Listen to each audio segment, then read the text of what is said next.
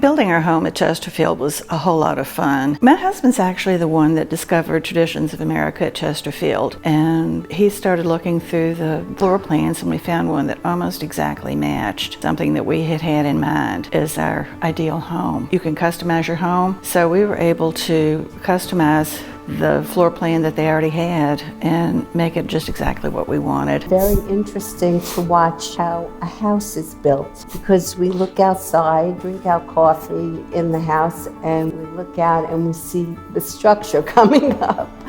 And it's amazing. We live very close, so we cruised by every Friday and had a peek out the car windows, and we could see, oh, we've got this, we've got that. I remember we came by and said, oh, we got a driveway now. Oh, there's trees. It was really exciting.